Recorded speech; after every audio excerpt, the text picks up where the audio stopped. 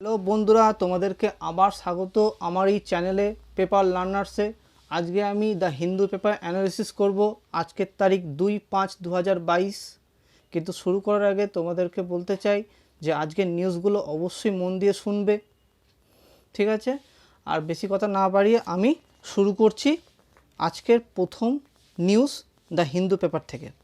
তা প্রথম নিউজটা হচ্ছে, দেখো, April GST revenues goes past 1.67 lakh crore.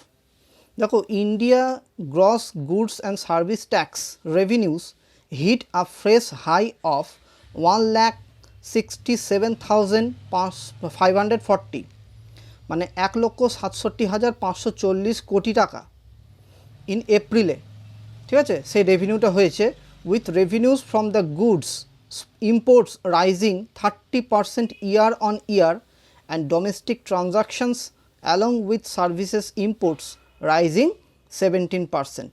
মানে সার্ভিস ইম্পোর্ট সেটাও রাইজ হয়েছে 17%. The finance ministry said the April's revenue for transaction undertaken in March reflected a faster recovery of business activity. ঠিক আছে, মানে ফাস্টার রিকভারি হয়েছে business অ্যাক্টিভিটিতে, while industry experts attributed part of the surge to a massive upstick in input cost for the producer, some of which is also visible in a high retail price as well as new and tighter input credit norms. মানে business অ্যাক্টিভিটিতে কিন্তু ফাস্টার recovery অবশ্যই হয়েছে দেখা গেছে। Industry এক্সপার্টসও সেখানে বলছে যে uptick input cost for producers, some of which is also visible in high retail price as well as new tighter input credit norms. ঠিক আছে, এবার এই দিকটা দেখো, সেটা কি বলছে, মাল্টিপল ফ্যাক্টরস যেটা হচ্ছে, while the GST collection in respect of March have always been high, the record collection are due to multiple favorable factors, key including the recent changes on permitting inputs tax credits only upon the timely compliance by the vendors. ঠিক আছে, তা এই সিচুয়েশনগুলো এসছে। আরেকটা কি দেখো, GST compensation শেষ, collection use to recompenses states 13.08% in April over March collection to touch 10,649. তাহলে মোট কথা যেটা বোঝা যাচ্ছে, দেখো এইখানটা কি বলেছে, India's goods and services tax collection touched আর record 1.68 lakh crore in April. The tax revenue were 20% higher than a year ago. তা এই হচ্ছে প্রথম নিউজটা, ঠিক আছে? তা এটা অতটা কিছু নেই, শুধুমাত্র এটা জানবে, যেহেতু দেখো এটা ফ্লেক্সিবল ব্যাপার, কারণ না কোন সময় কখন রেভিনিউ কালেকশন হচ্ছে, কতটা বেশি হচ্ছে, আবার কোন সময় কম হচ্ছে, ঠিক আছে? তা শুধু একটু জেনে রেখে দাও। তা April GST revenue go past 1.67 lakh crore। ওকে, তাহলে এরপরের যে নিউজটা দেখো, আচ্ছা এইখানে আমি একটু বলেও দিই ভালো হবে একদিক থেকে, যে জিএসটি ব্যাপারটা কি। দেখো, জিএসটি ব্যাপারটা হচ্ছে গুডস অ্যান্ড সার্ভিসেস ট্যাক্স, ঠিক তো? এটা ফুল ফর্মটা, it is a tax on goods and services sold domestically for consumption. The tax is included in the final price paid by consumer at a point of sale and passed to the government by the seller. The GST is a common tax used by the majority of the countries globally. এখন তো জিএসটির আন্ডারেই চলছে। আচ্ছা, GST কত রকমের হয়? GST কত রকমের হয় দেখো, জিএসটি হচ্ছে 4 রকমের। একটা হচ্ছে integrated goods and service tax, IGST. এগুলো এক্সট্রা ইনফরমেশান বলছি, তোমরা মন দিয়ে শোনো, ঠিক আছে?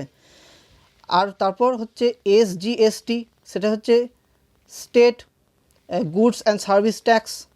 তারপর হচ্ছে central goods and service tax, আর union territory goods and service tax. এবার স্ল্যাবগুলো যেগুলো আছে যে গুডস অ্যান্ড সার্ভিস ট্যাক্সে, সেটা হচ্ছে 5%, 12%, 18% অ্যান্ড 28%। কিন্তু এটা কেন করা হয়েছে দেখো, there is no unified and centralized tax on both goods and services. সেখানে কোনো ইউনিফাইড সেন্ট্রালাইজড ট্যাক্স ছিল না। Hence GST was introduced under the GST all the major indirect যত ট্যাক্স আছে তারা সব এক ছাদের তলে এসছে, ঠিক আছে, subsume into one. It has greatly reduced the compliance of burden, মানে ধরো প্রত্যেকটা জিনিসের জন্য আলাদা আলাদা করে ট্যাক্স স্ল্যাব থাকতো, কিন্তু এবার যেহেতু এক আমব্রেলার আন্ডারে এসছে, মানে এক ছাদের তলায় এসছে, এবং সেখানে সব ইনডাইরেক্টলি যে সমস্ত ট্যাক্সগুলো আছে সেগুলো জিএসটির আন্ডারে চলে এসছে, ঠিক আছে। এবার বলছি, দেখো ভালো করে শোনো, আমি ডিটেলসে বলছি এক্সট্রা ইনফরমেশনগুলো।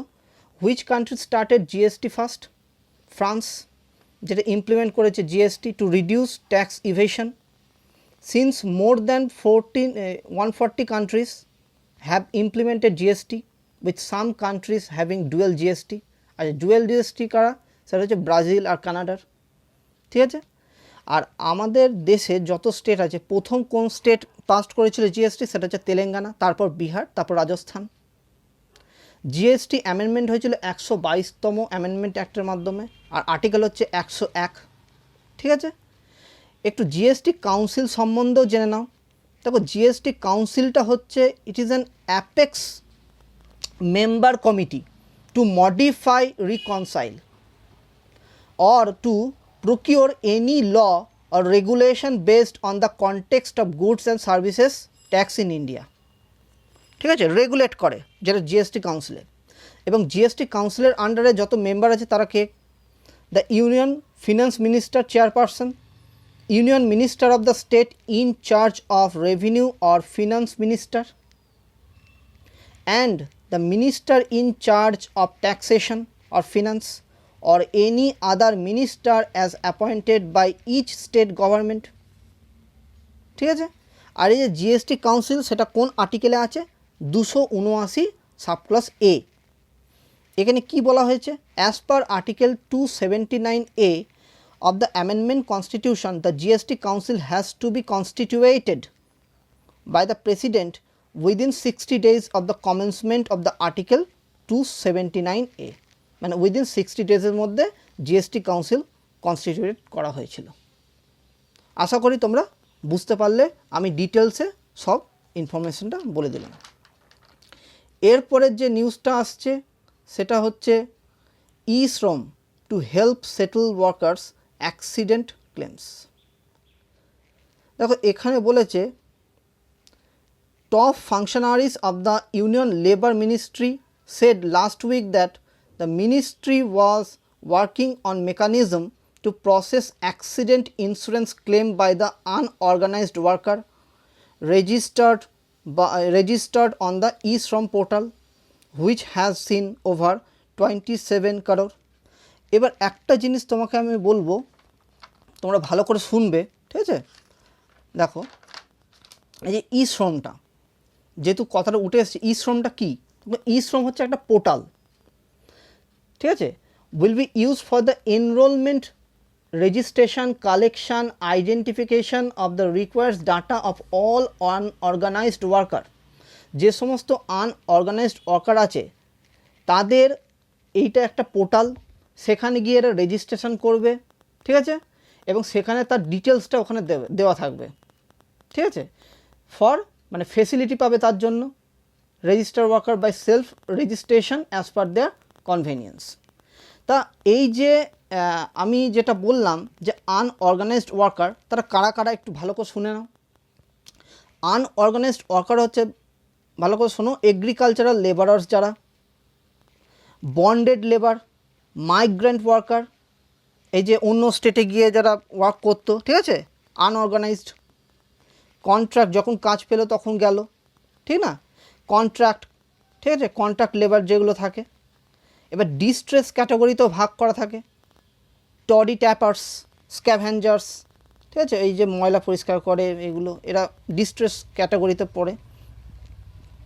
Carriers of the head loads. এবার সার্ভিস ক্যাটাগরিতে কারা পড়ে? মিডওয়াইফস, ডোমেস্টিক ওয়ার্কার্স, ফিশারম্যান, বারবার, vegetable and fruits vendors, news paper vendors. তা এরা আনঅর্গানাইজডের মধ্যে পড়ছে। তা এবার একটু শুনে নাও। The portal was launched 6 months ago with the aim of creating a national database of unorganized worker and to facilitate social security schemes for them. Among the promises made, মানে তাদের এই যে ফেসিলিটি দেওয়ার জন্য আনঅর্গানাইজড যারা worker আছে তাদেরকে এই ফেসিলিটি দেওয়ার জন্য এই পোর্টালটা চালু হয়েছে। Among the promises made them was that the workers would be eligible for 2 lakh as accident insurance. ঠিক আছে, এই হচ্ছে নিউজটা, আমি এটা শর্টে বলে দিলাম, আশা করি তোমরা বুঝতে পারলে। এরপরের যে নিউজটা সেটা দেখো, বলছে ইন দ্য হিট ব্যাটল। এখানে দেখতে পাচ্ছ যে দুটো ব্ল্যাক বাক্স দেখো লড়াই করছে। দেখো কি বলেছে, a pair of black bucks locks horn at the Talchappar sanctuary in Rajasthan's Churu district on Sunday with temperatures crossing 45 degrees Celsius. এখানে 45 degrees Celsius বেড়ে গেছে। According to the IMD, North and West India must brace for more heat waves in May, মানে আরও গরমটা বাড়বে। তা এই জায়গায় দাঁড়িয়ে শুধুমাত্র একটুখানি জেনে রেখে দাও, এটা এই তালচাপ্পার স্যাংচুয়ারি তাহলে কোথায়, ওয়ান ডে এক্সামিনেশনেও আসে। তালচাপ্পার স্যাংচুয়ারি হচ্ছে রাজস্থান, ঠিক আছে, চুরু ডিস্ট্রিক্টে। ঠিক আছে বন্ধুরা, চলো এরপরে দেখো যে নিউজটা আসছে, ভালো করে দেখবে। বলছে অপারেশনাল রেডিনেস কি আর্মি চিফ, কি বলেছে, army chief general Manoj Pande বলছে said on Sunday that his utmost priority would be to ensure very high standard of operational preparedness while also taking forward modernization with focus on Indianization. কি বলছে যে যে আত্মনির্ভর ভারতটা আমাদের তো হতেই হচ্ছে, কারণ হচ্ছে যে এখন দেখো ইউক্রেন রাশিয়ার তো যুদ্ধ বাজছে, গোটা গ্লোবাল সিস্টেমটা ওলটপালট হয়ে গেছে, মানে যেটা হচ্ছে টপসি টার্ভি কথাটা বলে, মানে পুরোপুরি ওলটপালট হয়ে গেছে। এই সিচুয়েশনে দাঁড়িয়ে ইন্ডিয়াকে আত্মনির্ভর ভারত তো অবশ্যই হতে হবে, এবং সব জিনিসের ক্ষেত্রে আগে যেমন সব ইম্পোর্ট করা হতো কিছু মানে সৈন্যের যন্ত্রপাতি থেকে শুরু করে ইকুইপমেন্টস থেকে শুরু করে, ঠিক আছে, সব কিছুর দিক থেকে, কিন্তু এখন সেটা খুব মানে প্রবলেম হয়ে দাঁড়িয়েছে। সেই জায়গায় দাঁড়িয়ে কিন্তু ইন্ডিয়াকে এবার নিজেদের যে সমস্ত জিনিসপত্র তৈরি করা হচ্ছে, সেনাবাহিনীর অস্ত্র থেকে শুরু করে, হ্যাঁ, অ্যাম্বুলেন্স থেকে শুরু সব কিছুই ইন্ডিজিনাসলি তো হতেই হবে, তার সঙ্গে সঙ্গে মডার্নাইজড হতে হবে, কারণ যা সিচুয়েশান আসছে। দেখো বলছে utmost priority would be ensure very high standard of operational preparedness of the face current contemporary and future challenges. বুঝতে পারছো, মানে যা সিচুয়েশান হচ্ছে এখন across the spectrum of conflict. আর এইখানে দেখো on force modernisation he said effort would be to leverage new technology through Indianization and self-reliance. General Pandey was speaking to journalists after reviewing a guard of honor on the lawns of South Blocks. ঠিক আছে, এই হচ্ছে নিউজটা। আর দেখো এই জায়গাটা কি বলছে, এটা দেখো ভালো করে। বলছে chiefs of the other services, মানে যখন এই মিটিংটা হচ্ছিল, এবার সেখানে কি হয়েছে, এয়ারফোর্স চিফও ছিল, এয়ারফোর্স চিফকে মার্শাল VR চৌধুরী, আর navy chief admiral R Hari Kumar were also present. The 3 chiefs are course mates from the 61st course of the national defence academy, মানে সব এক জায়গায় জড়ো হয়েছে, একে অপরে কোঅপারেট করে কিন্তু এবার মানে ভারতের যে স্ট্রেংথ ডিফেন্সটাকে আরও স্ট্রেংথেন করবে এবং মডার্নাইজড করা হবে। ক্লিয়ার? চলো, আশা করি তোমরা বুঝতে পারলে আমার এই মানে এই যে নিউজটা বললাম সেটা। আচ্ছা, এইখানটায় কিছু নেই ততটা, ঠিক আছে। হ্যাঁ, এই জায়গাটা দেখো একটা নিউজ আছে, বলছে Delhi air quality index this April worst since 2016, মানে কি সিচুয়েশন হয়েছে দেখো। The average air quality index দেখতে পাচ্ছ বন্ধুরা, আশা করি। হ্যাঁ, average air quality index in Delhi In April this year was 256, the worst for the month since 2016 according to Central Pollution Control Board. The city saw 29 poor air quality days in April, the highest in the month since CPCB started maintaining air quality index data in 2015. মানে দিল্লির যে একটা situation খুব খারাপ সেটাই বলতে চাইছে। Delhi recorded an average air quality index of 197 in April last year. 110 মানে 110 2020 হয়েছে, the lowest in the last 6 years on account of COVID-19 induced lockdown. মানে তখন তো ধরো কোনো গাড়িও চলছিল না, খুব একটা বেশি প্রবলেমও হচ্ছিল না, মানে কেউই রাস্তায় বেরোচ্ছিল না, এর ফলে পলিউশনটাও কম হয়েছিল। ঠিক আছে, তা এইখানে একটা মানে অ্যাব্রিভিয়েশন আছে দেখো, সেন্ট্রাল পলিউশন কন্ট্রোল বোর্ড, ওটাকে আমরা একটু জেনে ফেলি। তা ওটা হচ্ছে দেখো এই CPCB central pollution control board হচ্ছে একটা statutory organisation under the ministry of environment forest and climate change. ঠিক আছে, এটা স্টাবলিশড হয়েছিল 1974 সালে under the water act 1974। The CPCB is also entrusted with the power and function. CPCBর power function entrust করা আছে, সেটা হচ্ছে এয়ার অ্যাক্ট 1981 সাল। আচ্ছা, এই সিপিসিবি এই বোর্ডটা কবে স্থাপিত হয়েছিল? 1974 সালের 22 সেপ্টেম্বর। Founded 1974 22 September. হেডকোয়ার্টার হচ্ছে নিউ দিল্লি। ফাংশন কি? অ্যাডভাইস করে সেন্ট্রাল গভর্নমেন্টকে on any matter concerning prevention and control of water air pollution and improvement of the quality of air। কি বলেছে যে এখানে সেন্ট্রাল গভর্নমেন্টকে অ্যাডভাইস করে প্রিভেন্ট করার জন্য এবং কন্ট্রোল করার জন্য, যাতে ওয়াটারের পলিউশনটা যাতে না হয় বেশি, এয়ার পলিউশন যাতে ঠিকঠাক থাকে, মানে একদম ঠিকঠাক হয়ে যায়, এয়ার পলিউশনটা যাতে না হয়, আর ইমপ্রুভমেন্ট কোয়ালিটি অফ এয়ার, মানে কোনো রকম যদি প্রবলেম হয় তাহলে সেটা সঙ্গে সঙ্গে সজাগ করে, অ্যাওয়্যার করে। ওকে বন্ধুরা, চলো এরপরের যে নিউজটা আসছি, এইখানটাও সেরকম কিছু নেই নিউজ। হ্যাঁ, এই জায়গাটা দেখো, একটু শুনে নাও। বলছে Maharashtra set to be $1 trillion economy. এটা কিছু না, একটু জাস্ট শুনে নাও। Maharashtra is set to be become a $1 trillion economy, will be the first state in the country to achieve this target, governor Bhagat Singh Koshyari said on Sunday.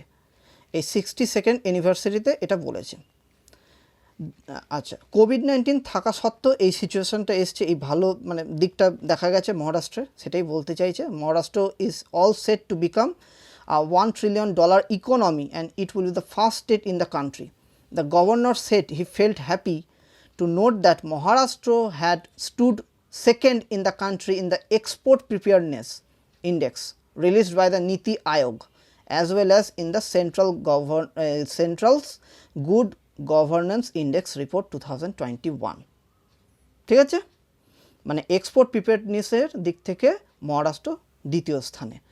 ঠিক আছে, নীতি আয়োগের মাধ্যমে সেটা প্রকাশ পেয়েছে এবং গুড গভর্নেন্স ইন্ডেক্স রিপোর্টে সেটা প্রকাশ পেয়েছে। আশা করি তোমরা বুঝতে পারলে। আচ্ছা দেখো, এইখানটায় একটু ভালো করে বুঝবে, মানে বেশি কিছু নেই। দেখো একটা এই যে রিসেন্ট অনেক এই একটু দেখো, no curfew relaxation for festival in MP's Khargone. দেখো একটুখানি বলি, ভালো করে বোঝো। আর 24 hour curfew will be in force. এই যে ঈদ উল ফিতর বা যে উৎসবগুলো আসে সেখানে ক্ষেত্রে ঈদ উল ফিতরে সেই বলেছে কারফিউ রিল্যাক্সেশনে কোনো রকম মানে ছাড় দেওয়া হবে না। ঠিক আছে, কোনো রকম রিল্যাক্সেশন দেওয়া হবে না। তা এমন অবস্থায় দেখা যাচ্ছে যে এই নিউজটা তো অতটা ইম্পর্টেন্ট নয়, কিন্তু একটা জায়গায় একটু ইম্পর্টেন্ট দেখে নাও, এই কারফিউ কথাটা একটু ভালো করে বুঝে নাও। আমি কি বলতে চাইছি ভালো করে বোঝো, ডিটেলসে বলছি আমি। হ্যাঁ দেখো, প্রথম কথা দুটো শব্দ আসে, একটা হচ্ছে সেকশন 144, একটা হচ্ছে কারফিউ। সেকশন 144 আসে সিআরপিসি ওই অ্যাক্টের মধ্যে। কারফিউতে কি হয়, কোনো মানুষই মানে সেখানে বেরোতে পারে না, কারোর মুভমেন্ট দেখা যায় না, রাস্তা পুরো ফাঁকা থাকে। ক্লিয়ার হচ্ছে বন্ধুরা? আমি সহজ ভাষায় বলছি।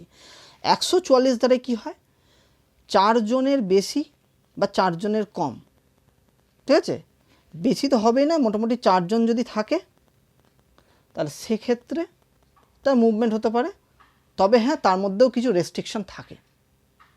ক্লিয়ার বন্ধুরা? একটু ডিটেলস এবার শোনো। দেখো, the law empowers the magistrate of any state or UTs of India. এই 144 ধারা ম্যাজিস্ট্রেটের ওপর, স্টেটের যে ম্যাজিস্ট্রেট থাকে ইউটিসে, তার উপর দায়িত্ব থাকে। It prohibits the gathering 4 or more people in a specified area, 4 জন মতন থাকতে পারবে, ঠিক আছে, তার বেশি কিন্তু না।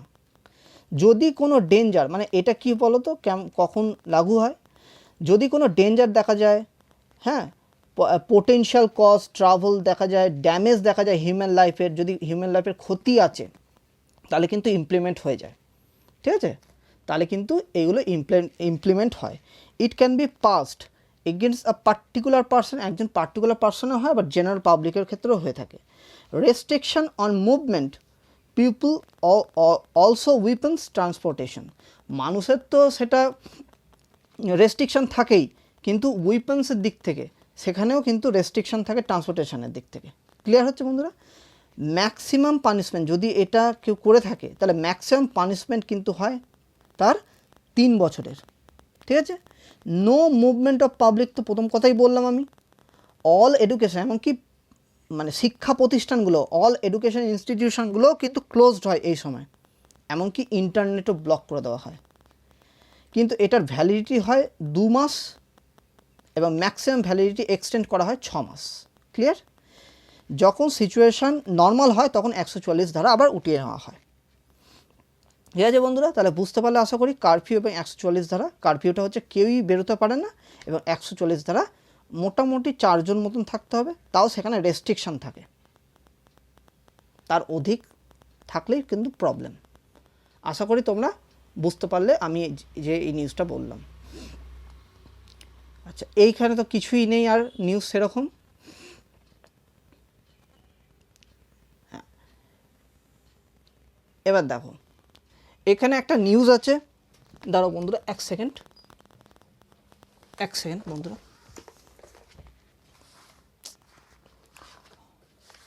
এখানে একটা নিউজ আছে দেখো, ending AFSPA should go entirely because of the impunity of the offers armed forces. It argues, ভালো করে বোঝো, আমি আস্তে আস্তে বলবো। It argues well for the future prime minister Narendra Modi has given the first authentic indication that the operation of the Armed Forces Special Powers Act APSPA, এটা অনেকবার নিউজেও এসছে আর আমিও বলেছি কিন্তু, ঠিক আছে। এই APSPA ফুল ফর্মটা কি? Armed Forces Special Power Act APSPA may come to an end in the whole of the north eastern region। এখানে আর কিছুই না, একটা জিনিস বলেছে যে যেখানে যেখানে ধরো ডিস্টার্ব ছিল, যদি সেখানে শান্তি শৃঙ্খলা বজায় থাকে সেখান থেকে আস্তে আস্তে উঠিয়ে নেওয়া হবে। এমনকি চেষ্টাও চলছে যে নর্থ ইস্টার্ন রিজিয়ন থেকেও যদি এই আপসপা একটা উঠিয়ে নেওয়া যায়। দেখো একটু ভালো করে শোনো, এখানে বলছে, উনি বললেন, mister Modi remark that a good deal of the work is being done in the direct not only in Assam but also Nagaland and Manipur may be rooted in his keenness to demonstrate the level of progress achieved in the region under his regime। ব্যাপারটা কি?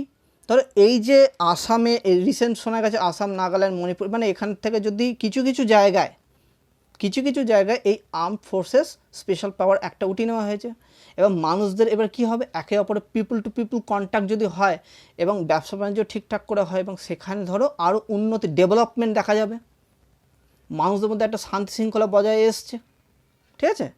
দেখো এইখানটা দেখো, there was a substantial reduction in Assam where APSPA was removed entirely in 23 districts, Assam's 23 districts, and partially in one in Nagaland after the removal of the law from 15 police stations in 7 districts. It remains in under 57 police station।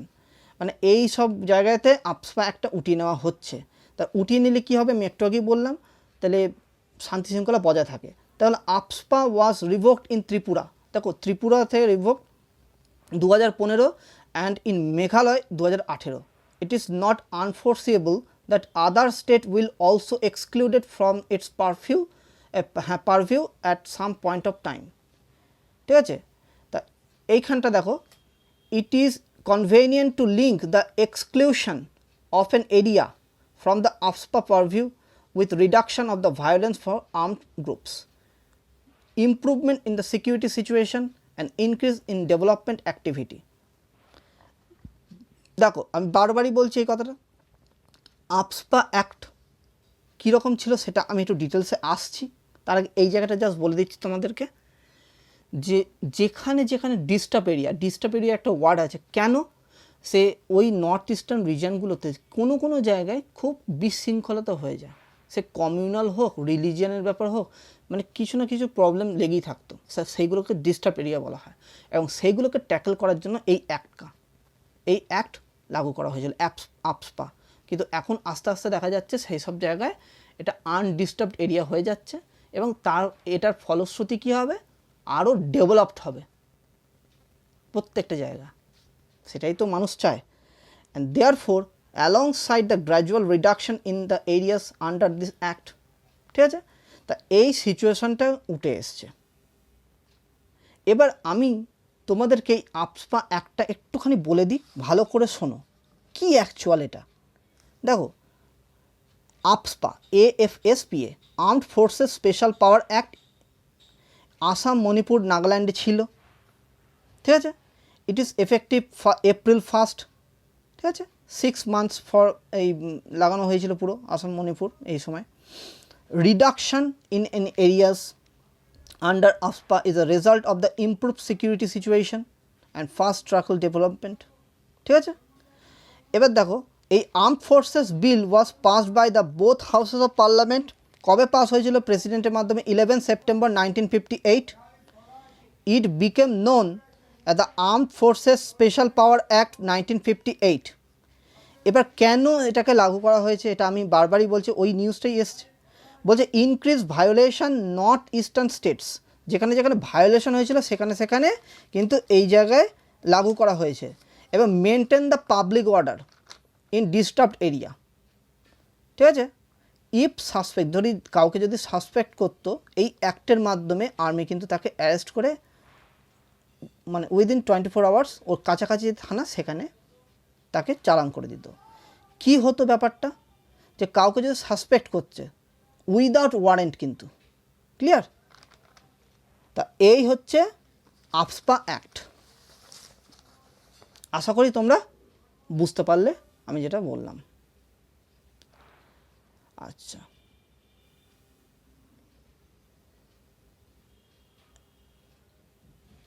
এই জায়গাটা দেখো এডিটোরিয়ালের,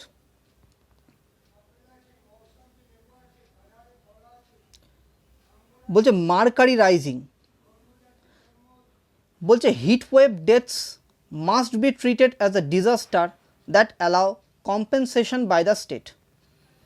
hit ওয়েভসের ব্যাপারটা বারবারই উঠে আসছে, ঠিক না বন্ধুরা? আগের দিনও আলোচনা করেছি হিট ওয়েভসের ব্যাপার, আজকেও এসছে আবার।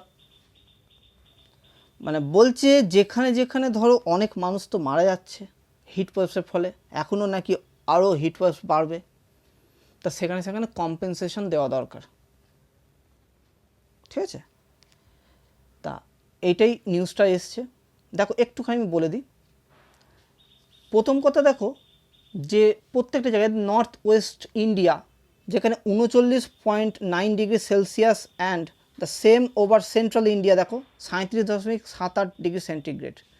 এই যে আস্তে আস্তে বাড়ছে উষ্ণতাটা, ঠিক আছে, আবার মিড 40s দিকেও পৌঁছে যাচ্ছে, মানে 40 ডিগ্রির উপরেও চলে যাচ্ছে অনেক সময়, তা যেটা ইন্ডিয়ান মেট্রোলজিক্যাল ডিপার্টমেন্টের মাধ্যমে বলা হয়েছে। এবার এই যে হিট ওয়েভটা কী হয়, মানে অ্যাকচুয়াল কী, সেটা তোমাদেরকে আগের দিনও বলেছি, তা একবার আজকেও একটু বলে দিই। দেখো 40 ডিগ্রি সেন্টিগ্রেড প্লেনের দিকে থাকে এবং 40 ডিগ্রি সেন্টিগ্রেডের ওপর যখন চলে যায় 4.5 নচেস, তখন কিন্তু সেটা নর্মাল আর থাকে না, ঠিক আছে, অ্যাবভ নর্মাল হয়ে যায় এবং হিট ওয়েভটা বেড়ে যায়, এবং 6.4 ডিগ্রি সেন্টিগ্রেড হয়ে গেলে সেটা কিন্তু একদম সিভিয়ার হিট ওয়েভ হয়ে যায়, ঠিক না? দেখো, the proximate causes for the searing heat দেখতে পাচ্ছ বন্ধুরা, আর in the absence of rain bearing western disturbances, এই পশ্চিমী ঝঞ্ঝা যেটা আমরা বাংলায় বলি, and the tropical storm that bring rain from the Mediterranean over North India, cool temperature in the Central Pacific, or a La Nina that normally aid rain in India to have failed to bolster rainfall this year. This is unusual occurrence. তা এই যে হয় বৃষ্টিপাতটা western ডিস্টারবেন্সের মাধ্যমে, সেটা কিন্তু এবারে দেখা যাচ্ছে না। এই হচ্ছে সবথেকে বড় প্রবলেম এসে দাঁড়িয়েছে। ঠিক আছে বন্ধুরা, তা তোমরা আশা করি বুঝতে পারছো। আর এখানে একটা জিনিস দেখো, দ্য অফিসিয়াল টোল, যেটা আগের দিনও এই নিউজের মধ্যে ছিল, official toll due to the heat waves in the last 50 years is put at over 17,000 people। দেখো আইএমডির মাধ্যমে, ইন্ডিয়ান মেট্রোলজিক্যাল ডিপার্টমেন্টের মাধ্যমে এটা রিলিজ হয়েছে। 50 ইয়ার্সে 17,000 লোক মারা গেছে।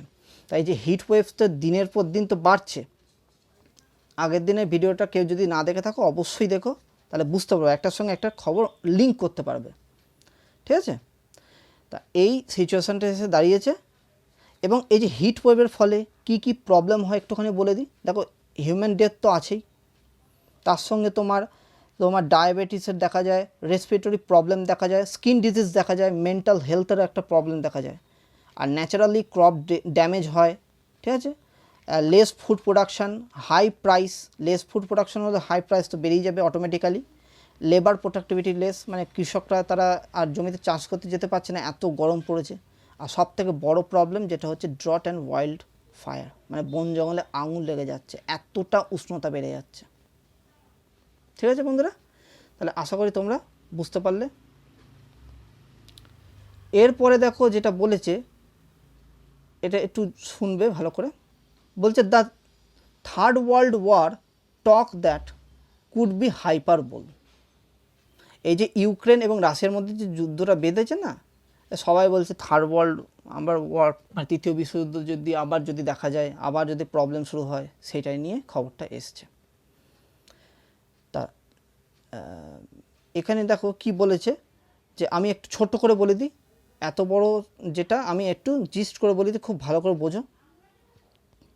তা এই যে থার্ড ওয়ার্ল্ড ওয়ার যেটা বলছে কি, যে আবার প্রবলেম দেখা যেতে পারে, যেহেতু ইউক্রেনকে আমেরিকা তো হেল্প করছে, আমেরিকা ন্যাটোর মাধ্যমে এবং অন্যান্য ওয়েস্টার্ন কান্ট্রি তারা কি করছে, আরও অস্ত্র পাঠাচ্ছে।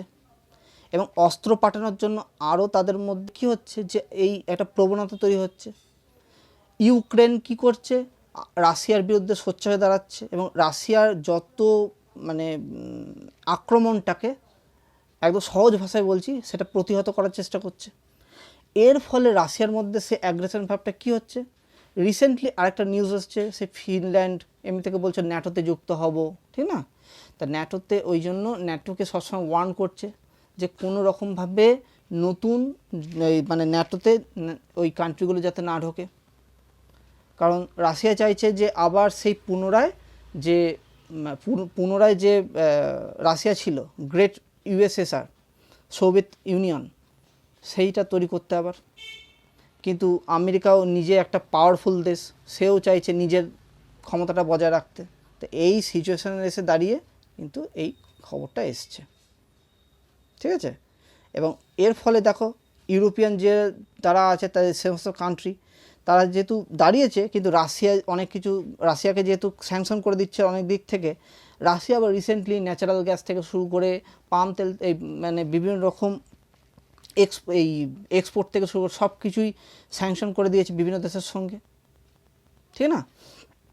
এর ফলে তাদের কি হচ্ছে এখন, মানে ইউরোপিয়ান ট্রেড ফোরকাস্ট হচ্ছে 3% চলে এসছে, 4.7% ছিল। এখানে দেখতে পাচ্ছ তোমরা 4.7 this year, 3% from 4.7. Again, just 2 companies in Ukraine produce around 50% of global total neon output. It is the critical gas required for the laser.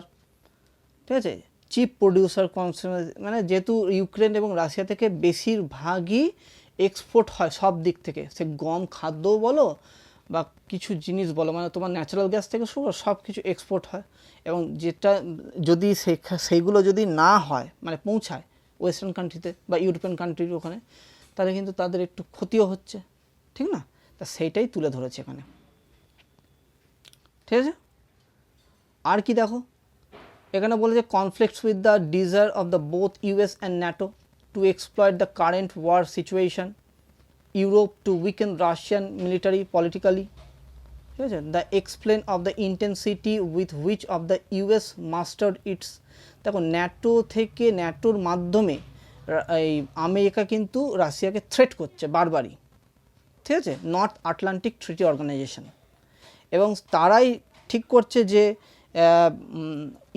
ইউক্রেনে কত অস্ত্রশস্ত্র দেওয়া হবে। রিসেন্টলি ইউক্রেনও অস্ত্র চেয়েছিল, এবং সেই অস্ত্র কিন্তু ওদের কাছেও পৌঁছাচ্ছে এরকম করে। তা সেটা একটা বাজে জায়গায় পৌঁছাতে দিতে পারে, সেটাই কথাটা তুলে ধরেছে।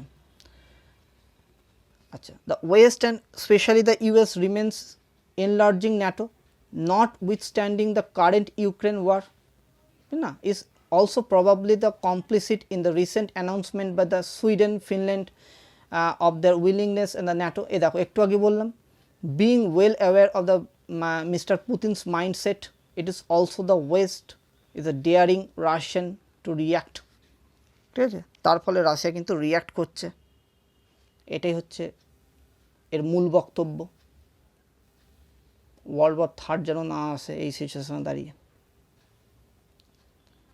আচ্ছা বন্ধুরা, তাহলে এই জায়গাটার কিছু নেই, এই রিড ফ্রম দ্য যেটা আছে সেটা কিন্তু পড়তে হবে না, এটা পলিটিক্যালি এটা আমাদের দরকার হবে না। আচ্ছা দেখো, এখানে বলছে ফান্ডিং ওস হন্ট ইন্ডিয়ান সায়েন্স, এখানে কি হয়েছে দেখো, ভালো করে বোঝো। হ্যাঁ, আমাদের দেশে যে সমস্ত রিসার্চগুলো হয়, ঠিক আছে, রিসার্চটা থাকলেও কিন্তু সেরকম ফেসিলিটি নেই বলেই আজকে আমাদের দেশে একটু প্রবলেম হচ্ছে।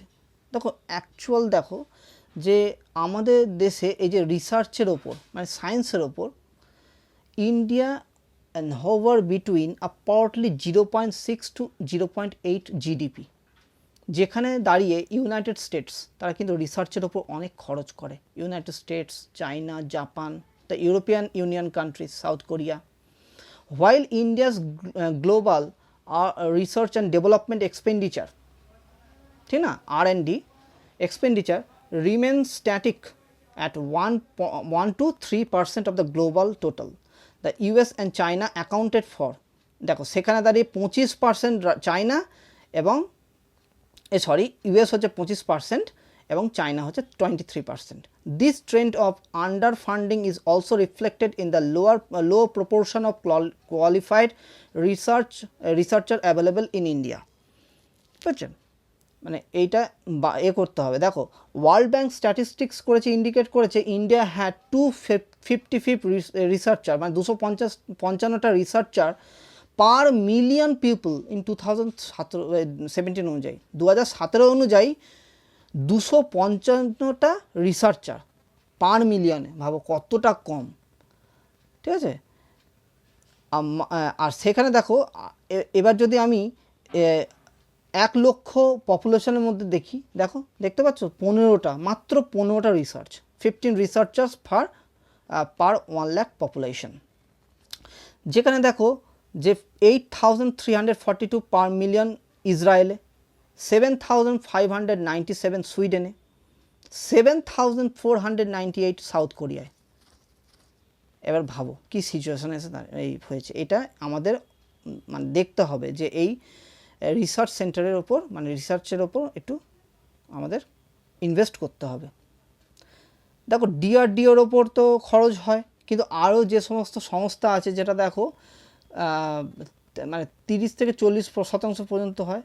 এবং দেখো যে সমস্ত সংস্থাগুলো আছে, Indian council of agriculture research, দেখতে পাচ্ছ, scientific council of scientific and industrial research, CSIR, department of science and technology, department of biotechnology, তা এইগুলোর ওপর কিন্তু অতটা খরচ করা হয় না। The current financial year 2022-23 is no exemption. The 14 এখানে বলেছে দেখো, the union ministry of science and technology has earmarked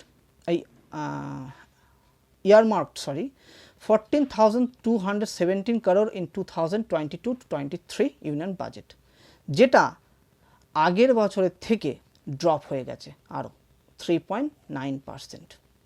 বুঝতে পারছো? তা এই দিকে দেখো একটু দেখো, while the funding trend remained frozen 2011 and 2018, the number of university jumped from 752 থেকে 1016। যদিও এবার আস্তে আস্তে এই রিসার্চের ওপর কিন্তু জোর দেওয়া হচ্ছে, ঠিক না? দেখো, probably realizing this demand from the new generation of research from the university 2021-22 budget করা হয়েছে 10,000 crore, যেটা হচ্ছে 1.37 billion every year starting from the 2021। এবার একটু দেখে নাও, যেটা বলছে the newly proposed idea is also tuned with what is being stated in the national education policy তে 2020-তে এইটার ওপরও জোর দেওয়া হয়েছে। কিসের ওপর বলো তো? এই যে NRF, ঠিক আছে, NRF এর ওপর জোর দেওয়া হয়েছে। তা মানে ন্যাশনাল রিসার্চের ওপর, ঠিক আছে, will provide a reliable base of merit based but equitable peer reviewed research funding, helping to develop our culture of research in the country through suitable incentives for and recognition of outstanding research। তা এই যে আমাদের national education 2020 যেটা পলিসিটা আছে তার মধ্যেও কিন্তু এটা জোর দেওয়া হয়েছে, ঠিক আছে, ইউনিভার্সিটি হোক বা স্কুল হোক, ঠিক আছে। এবার দেখো একটা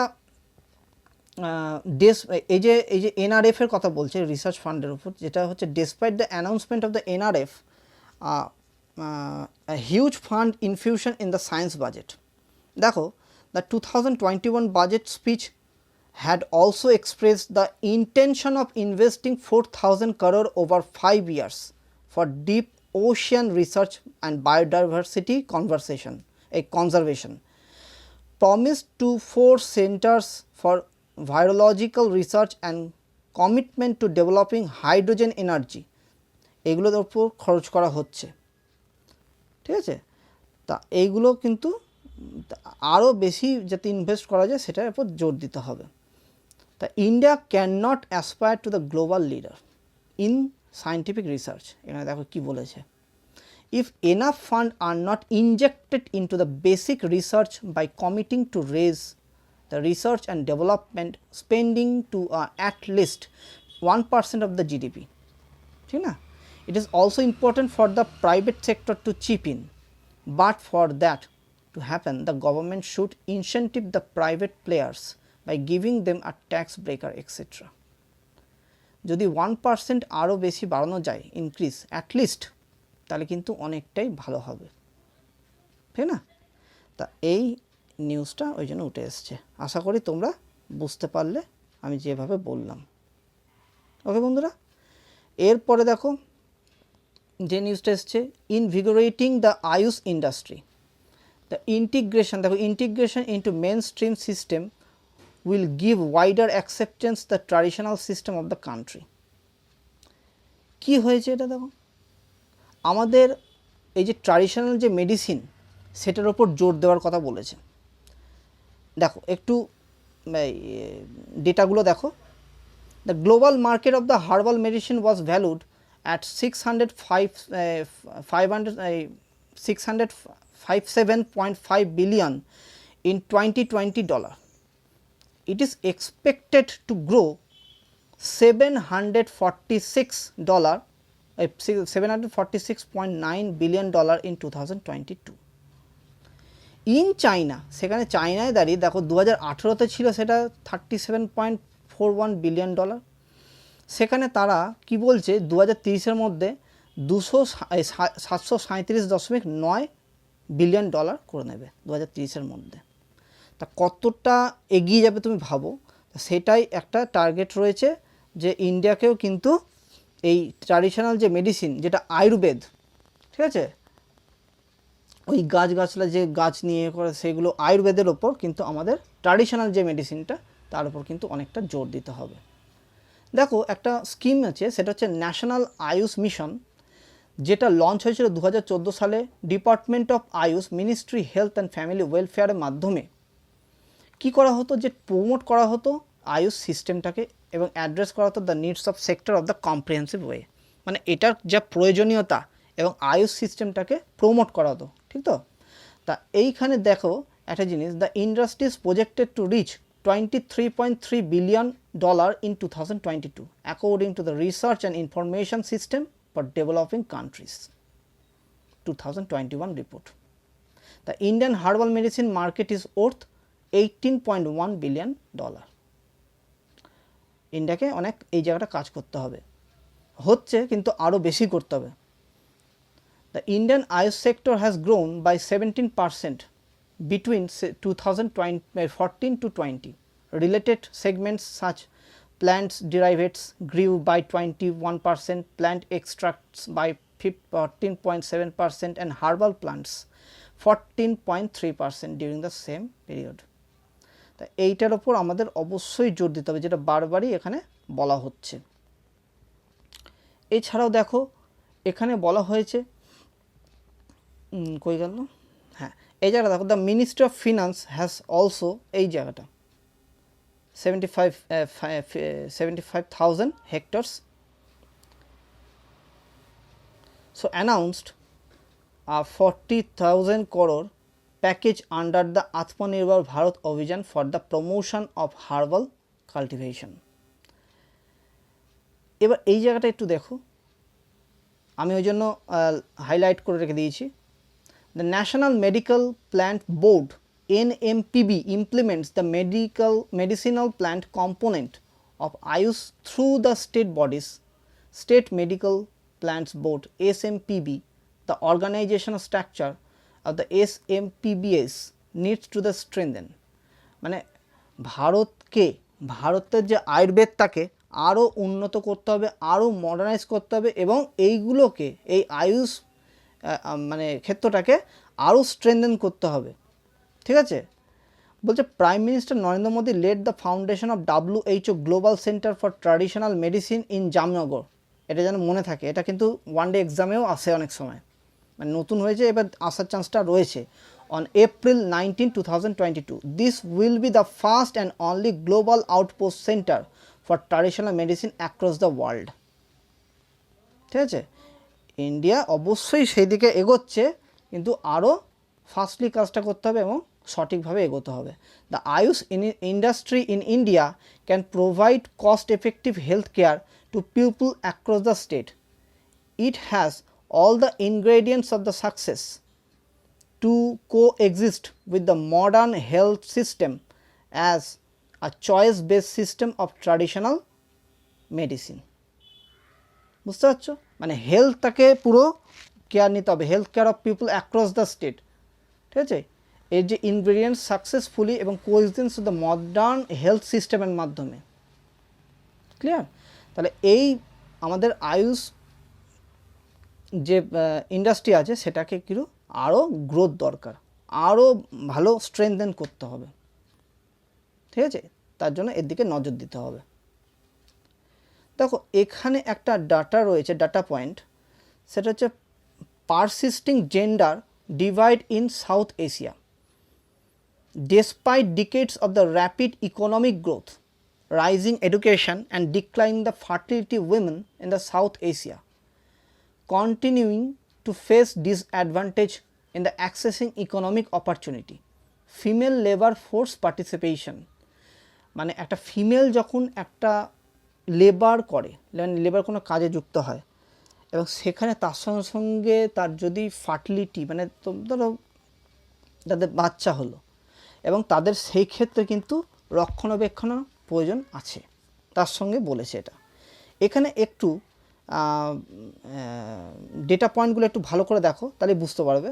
বলছে the chart shows the female labour force participation rate across the world regions. South Asia lagged behind the all other world regions except the Middle East and North Africa. দেখো 2019 অনুযায়ী 23.6% of women in the South Asia were the labour force compare to the around 50 to 60%। দেখো এর মধ্যেই আছে। আর এরপরে যে চার্টটা বলেছে, the chart shows secondary school enrolment areas a female across the world begins. By 2020, enrollment South Asia empowered drastically and were the close developed regions. However, the improvement did not lead to the rise FLFP. এই জায়গাটাই দেখো, এই দেখো south Asia আস্তে আস্তে কেমন আস্তে ওপরে ওপরে উঠছে আস্তে, এবং মিডল ইস্ট এরিয়া দেখো ওটা নিচের দিকে কিছু নেমে যাচ্ছে। ঠিক আছে, কিছুটাই হলেও একটু ইমপ্রুভ হয়েছে। Declining fertility level. The chart shows fertility, the number of children that an average woman has in her lifetime across region in the South Asia, bearing Afghanistan, Pakistan, all countries showed a significant reduction in fertility rate. This indicates that declining the fertility rate have also not impacted FLFP trends. দেখো এই দেখো south Asian আস্তে আস্তে দেখতে পাচ্ছ, এই দেখো fertility rate আস্তে আস্তে নামছে সাউথ এশিয়া, এইটা ঠিক আছে। এবার দেখো the chart shows the result of a global survey that measure personal belief. Personal বিলিফে দেখো নীল কালারে দেওয়া হয়েছে, আর সোশ্যাল এক্সপেকটেশন যেটা দেওয়া হয়েছে সেটা লাল কালিতে দেওয়া হয়েছে। দিয়ে আমাদের এই যে সাউথ এশিয়া এটা দেখো খুব কাছাকাছি চলে এসছে, খুব কাছাকাছি। তাহলে কী বলছে, women most important role in the take care of her home and children, বোঝা যাচ্ছে। আর among the most conservative ones and the gap between the personal belief and social expectation is also narrow. দেখো কাছাকাছি হয়ে গেছে এই তো south Asia. আশা করি তোমরা বুঝতে পারলে আমি এইভাবে বললাম ডেটা পয়েন্টে, ঠিক আছে বন্ধুরা। আচ্ছা এই জায়গাটা আর কোনো নিউজ নেই, এই জায়গাটাও সেরকম নেই নিউজ। হ্যাঁ এই জায়গা এইটা দেখো, এটা হচ্ছে the recent woes of the jute industry in West Bengal. কী সিচুয়েশনটা এসছে ভালো করে বোঝো। In simple word, mills were procuring raw jute at prices higher than what they selling them at after processing. এই যে মানে দামটা বেশি বেড়ে গেছে, ঠিক আছে।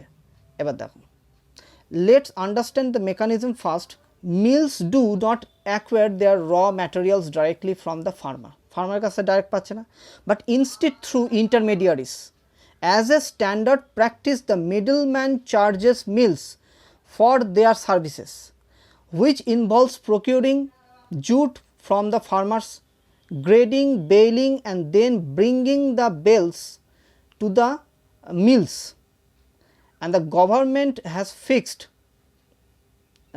minimum support price। কত দেখো সাপোর্ট প্রাইস ফিক্স করেছে, সেটা হচ্ছে 4750 পার কুইন্টাল 2022-23 সিজনে। However, as the executive stated, this reached mill 7200 per quintal. This 700 more than 6500 per quintal cap for the final product. Though the union government has come up with the several schemes to prevent the de-hoarding, the executive believes the mechanism required the certain systematic regulation. দেখো কি হয়েছিল, কি জন্য হলো এই সিচুয়েশনটা। দেখো cyclone Amphan এসেছিল মে মাসের 2020-তে, দেখতে পাচ্ছ তো। The subsequent rains in the major jute producing state, হ্যাঁ ওখানে এসেছিল। This events led to the lower acreage which in turn led to the lower production yield compare to the previous years. Additionally as the commission for the agricultural cost and prices, CSCP, এটাও কিন্তু full ফর্মটা জেনে রাখো, commission for agriculture cost and price, stated in its report, this led to production of lower quality of jute fiber 2020-21 of water logging in the large fields resulted in the farmer harvesting, মানে জল তো জমে গেছে, jute production হবে না। The acreage issue were accompanied by the hoarding at all levels right from the farmers to the trader. এবার দেখো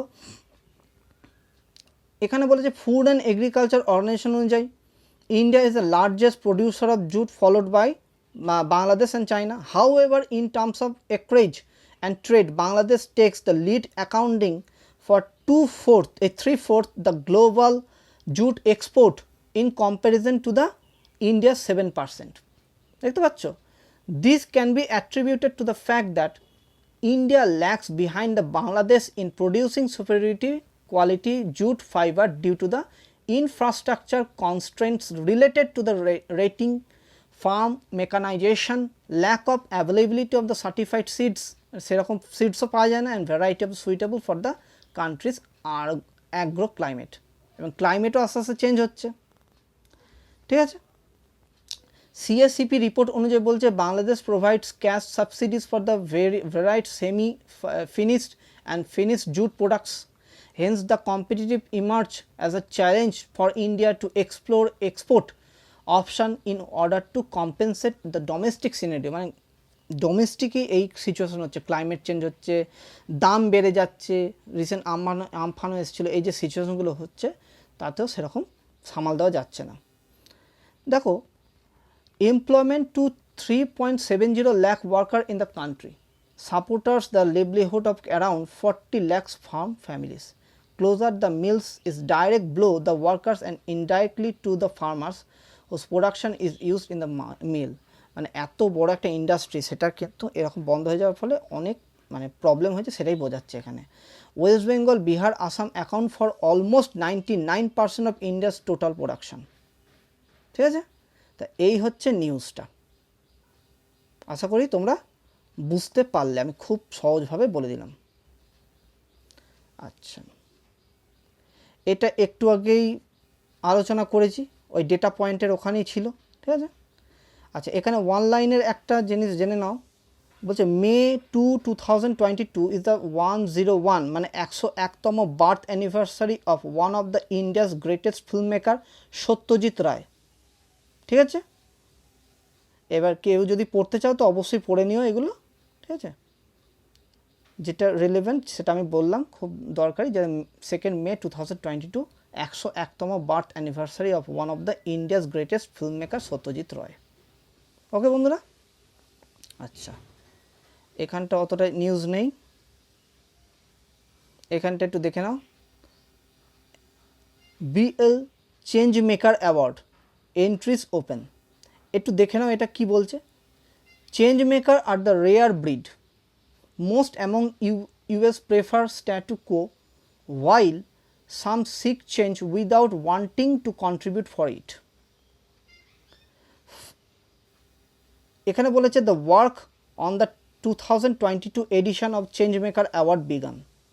The nomination window was open for the public to nominate Changemaker on March 31. Nomination can be made across the 5 category award.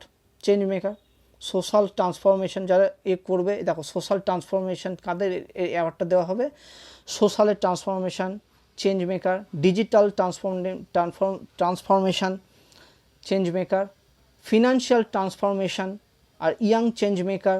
ঠিক আছে, এইগুলো দেখা হবে, তা ওই জন্য এই নিউজটা এসছে। ঠিক আছে, এটা হচ্ছে BL change maker award entries open, যেটা বলছে aim is to facilitate people who made our world a better place to live in. Clear বন্ধুরা? আচ্ছা, এরপরে দেখো এখানে একটা নিউজ উঠে এসছে, সেটা হচ্ছে will try to strengthen the spirit of cooperation with Europe. দেখো রিসেন্টলি রাশিয়া ইউক্রেনের মধ্যে অনেক যুদ্ধ হচ্ছে, এবং যুদ্ধ হওয়ার ফলে কি হয়েছিল, যত ওয়েস্টার্ন কান্ট্রি এবং তোমার যত ইউরোপিয়ান কান্ট্রি তারা কি করছিল, ইন্ডিয়াতে বারবার এসে এবং সেখানে ইন্ডিয়াকে বলছিল যে রাশিয়ার বিরুদ্ধে হওয়ার জন্য, রুপিতে কোনো রকম কনভার্ট না করতে, ব্যবসা বাণিজ্য না করতে। কিন্তু ইন্ডিয়া নিজের জায়গায় স্টিল ছিল, সেখান থেকে ন্যাচারাল গ্যাস থেকে সব তেল পারচেস করছিল, ক্রুড অয়েল পারচেস করছিল, কারণ ইন্ডিয়ার সেটা ডোমেস্টিক্যালি অনেক হেল্প হচ্ছিল, যেহেতু ডিসকাউন্টেড অফার পাচ্ছিল রাশিয়ার কাছ থেকে। তা এমত অবস্থায় আমাদের PM নরেন্দ্র মোদী, প্রধানমন্ত্রী নরেন্দ্র মোদী, তিনি ইউরোপ ভিজিটেও যাবেন ইউরোপ ভিজিটে, সেখানে গিয়েও আমাদের তো ইউরোপ এখানে বলেছে, দেখো একটু ভালো করে দেখো, welfare of the Indian diaspora, the crisis in Ukraine and renewable energy are expected to be focused during the three nation Europe tour, prime minister Narendra Modi starts the Monday. তা এই যে ইউক্রেন এবং রিনিউয়েবল এনার্জির যে প্রবলেমটা, সেটা নিয়ে আলোচনা হবে। Evaluation with our European partner, ঠিক আছে, কীভাবে মানে আরও ভালো করে টাইস করা যেতে পারে। ওই জন্য জার্মান যে চ্যান্সেলর আছে ওলাফ স্কলচ, ওনার সঙ্গে আলোচনা করবেন, ঠিক আছে। এবং special bearing on the visit, the newly appointed foreign secretary Vinay Mohan Kwatra said External Affairs Minister S. Jaishankar, Finance Minister Nirmala Sitharaman will accompany the Prime Minister and hold talks with the respective counterparts. কীভাবে সব ব্যবসা বাণিজ্য করা যেতে পারে এবং বিশেষ করে রিনিউয়েবল এনার্জি থেকে শুরু করে, হ্যাঁ, ওইগুলো নিয়ে আলোচনা হবে এবং ইউক্রেনের প্রবলেমটাকে নিয়েও আলোচনা করা হবে। আচ্ছা, এইখানটা দেখো, হ্যাঁ বলেছে, দেখো, this visit by the Mr Modi comes against the backdrop of the multiple visit of European leaders Ukraine who have pressed for the common front against Russia. বুঝতে পারছো, যেগুলো ইম্পর্টেন্ট জায়গায় আমি সেগুলি বলছি, ভালো করে দেখে রাখো। Persons of the Indian origin and the Germany has significant proportion of the diaspora, মানে ইন্ডিয়ান ডায়াসপোরা মানে আমাদের দেশেরও অনেক ওখানে লোকেরাও থাকে, ঠিক আছে। আচ্ছা, সেকেন্ডলি কী হয়েছে, ইন্ডিয়া নর্ডিক সামিট বলতে along with the prime minister Denmark, Nordic দেশে Denmark, Iceland, Finland, Sweden, Norway. The summit expected to focus on the post pandemic economic path, climate change, digitisation and renewable এনার্জির ওপর আলোচনা হবে, ঠিক আছে। আর এই যে এই ইমানুয়েল ম্যাক্রন, যিনি প্রেসিডেন্ট হিসেবে আবার নতুন করে গণ্য হয়েছেন, রিইলেকশনে হয়েছেন ম্যারিন লে পেনকে হারিয়ে, এবং সেখানেও আবার ফ্রান্সের সঙ্গে বাইল্যাটারাল কোঅপারেশনের একটা আলোচনা হবে, ঠিক আছে। তা এই হচ্ছে নিউজটা, আশা করি তোমরা বুঝতে পারলে। এখানে একটা ছোট্ট নিউজ আছে, কলম্বিয়ার journalism school award for the Hindu group chairperson doctor Malini Parthasarathy, chairperson of the Hindu publishing private limited, received the distinguished alumni award of Columbia journalism school at a function organised at the institution on Saturday. এটা হচ্ছে নিউজটা, just জেনে রাখো। মালিনী পার্থসারথী, যিনি হচ্ছেন Hindu publishing private limited, receive করেছেন distinguished alumni award কলম্বিয়ার journalism, ঠিক আছে। ওই জন্য এই নিউজটা উঠে এসছে, Columbia journalism school award for the Hindu group chairperson doctor Malini Parthasarathy. Okay বন্ধুরা, আচ্ছা, এখানে একটা নিউজ আছে, দেখো, time running out for plea in supreme court against Jammu Kashmir delimitation. এখানে ডিলিমিটেশন, দেখো নিউজটা কিন্তু অতটা ইম্পর্টেন্ট নয়, কিন্তু এখানে যে শব্দটা আছে ডিলিমিটেশন, সেটা একটু আমার কাছে শুনে নাও। আমি খুব সহজ ভাষায় বলবো ডিলিমিটেশনটা কী। দাঁড়াও বন্ধুরা, হ্যাঁ, বলছে, দেখো, ডিলিমিটেশন হচ্ছে, it is also known as the boundary commission বলা হয় এদেরকে, established by the government of India under the provision of Delimitation Commission Act, ঠিক আছে। ডিলিমিটেশন কমিশন অ্যাক্টের মাধ্যমে তৈরি হয়েছিল। এর মেন টাস্কটা কি? মেন টাস্ক হচ্ছে, the commission is redrawing the boundaries of the various assembly and the Lok Sabha constituency based on the recent census, ঠিক আছে। তাহলে মেন টাস্কটা হচ্ছে কমিশনে রিড্র করবে বাউন্ডারিটাকে অফ দ্য ভেরিয়াস অ্যাসেম্বলি, মানে ভেরিয়াস অ্যাসেম্বলি আলোচনা সভার মাধ্যমে লোকসভা এবং constitution based on the recent সেন্সাসের উপর, সেটা হচ্ছে ডিলিমিটেশন কমিশন, ঠিক আছে। ফাউন্ডেড হয়েছিল 1951 সালে। ক্লিয়ার বন্ধুরা? চলো, এরপর তো আর বেশি তো সেরকম নিউজ নেই। এটা বলেছে, keep health facilities prepare by the heat waves cases centre, এই একই জিনিসই, প্রচুর জল খাওয়ার কথা বলেছে এবং মানে কীভাবে হেলথটাকে ঠিকঠাক রাখা যায়, সবসময় একটু ঠান্ডা ঘরের মধ্যে থাকতে বলেছে, কারণ দিনের পর দিন এই হিট ওয়েভটা বেড়েই চলেছে, এবং জল প্রচুর খেতে বলেছে। ঠিক আছে, এই এখানে আলোচনা হয়েছে। আর হিট ওয়েভটার সম্বন্ধে তো আমি অনেক আগেই বলে দিয়েছি। আচ্ছা, এটা বলেছে railway reconstructing to lead to closure major wings. এখানে কিছুই নিউজটা না, একটুখানি যা শুনে নাও। Going ahead with the downsizing plan, the Indian railways has announced the closure of the special railway establishment for strategic technology and holistic advancement, Shreshtha. ঠিক আছে, শ্রেষ্ঠার ফুল ফর্ম কি? Special railway establishment for strategic technology holistic advancement. তা এইটা মানে বন্ধ করে দিয়ে যেটা হচ্ছে রিসার্চ ডিজাইন অ্যান্ড স্ট্যান্ডার্ড অর্গানাইজেশনে, সেখানে টাস্কটাকে নিয়ে যাওয়া হবে, মানে তার মধ্যেই নিয়ে যাওয়া হবে এটাকে। ঠিক আছে, তা এই হচ্ছে নিউজটা। এটা এমন কিছু মানে খুব দরকারি নিউজ নয় অতটা। তারপর এখানে তো আর কিছুই নেই বন্ধুরা, আজকে সেরকম নিউজ আসেও নি। ঠিক আছে, তাহলে বন্ধুরা তোমাদের কেমন লাগলো আমাকে একটু বলো। আশা করি তোমাদের খুবই ভালো লেগেছে। আমাকে কমেন্ট বক্সে জানাবে। যদি কোনো প্রবলেম হয় আমাকে অবশ্যই জানাও। লাইক, কমেন্ট, শেয়ার এবং সাবস্ক্রাইব করো। তোমাদের বন্ধুদেরকে শেয়ার করো যাতে এই বেনিফিটটা নিতে পারে। বাংলা ইংরেজি সমেত আমি খুব ভালো করে বুঝিয়ে দেওয়ার চেষ্টা করছি। ঠিক আছে বন্ধুরা, তাহলে আবার কাল দেখা হবে। টাটা, বাই বাই, আবার কাল দেখা হবে। খুব ভালো থেকো।